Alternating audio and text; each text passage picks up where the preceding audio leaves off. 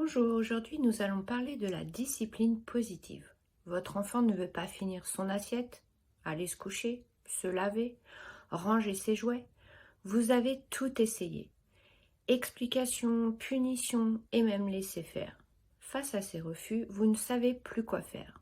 On tente aujourd'hui de vous apporter des réponses par la discipline positive. Tout d'abord, qu'est-ce que c'est?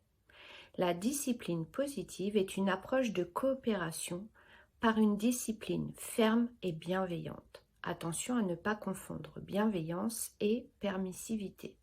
Et oui, tout céder à l'enfant n'est pas de la bienveillance. On va plutôt chercher le bon fonctionnement du lien dans le respect du cadre en développant le sentiment d'être capable. Voici 5 outils de discipline positive. D'abord, les rituels, le cadre. On met en place des tâches préétablies. Il n'y aura plus qu'à les suivre, c'est beaucoup moins fatigant que d'être tout le temps sur le dos de l'enfant. Par exemple, lorsqu'on se lève, on fait son lit. Ou encore, 18 heures, c'est l'heure de la douche. En deuxième point, on offre des choix. On propose des choix possibles et surtout plausibles pour développer le sentiment de liberté et de coopération de l'enfant. Par exemple, au lieu de lui dire « On est en retard, dépêche-toi de t'habiller », dites-lui plutôt « Tu mets tes chaussures ou ton manteau ?» En troisième point, c'est faire participer. L'implication développe le sentiment d'appartenance et d'importance à la famille. C'est capital que l'enfant se sente utile et qu'il contribue ainsi, il deviendra acteur. De plus, les enfants sont plus calmes lorsqu'ils occupent leurs esprits et leurs mains que lorsqu'ils s'ennuient. Par exemple, au lieu de lui dire « Ne mets pas tes affaires par terre », proposez-lui « Peux-tu mettre tes affaires au panier à linge ?» Ou encore « Que penses-tu de décorer la table pour ce soir ?» Le faire ensemble développe la coopération. Et oui, les enfants ont besoin d'entendre ce qu'il faut faire plutôt que de ce qu'il ne faut pas faire. Le quatrième outil, c'est apprendre à nommer les émotions. Parfois, l'enfant a du mal à gérer sa colère car il n'est pas capable de la nommer et donc incapable de l'apprivoiser.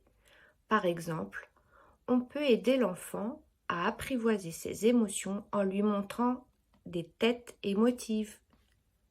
Quand on est triste, quand on a le sourire, quand on est en colère, quand on est content, ou des livres qui abordent ce sujet. Lorsqu'on est capable de nommer ses émotions, c'est qu'on est capable de les maîtriser. Le cinquième outil sera l'encouragement. C'est insuffler à l'enfant le sentiment d'être capable de. Je donne ainsi la certitude à l'enfant qu'il est entendu, qu'il a toute sa place et qu'il fait partie de cette co-construction. On n'oublie pas que tous les incidents de parcours sont des opportunités d'apprentissage. Par exemple, tu as une belle écriture, mais tu as fait des fautes d'orthographe.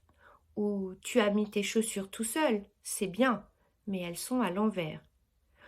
Pour que tout cela fonctionne, l'adulte doit rester constant dans la discipline. L'enfant a besoin de savoir ce qui est et ce qui n'est pas acceptable. Il a sans cesse besoin d'un sentiment de stabilité et de sécurité. Alors, on tient sa position, on reste ferme et bienveillant. Au revoir.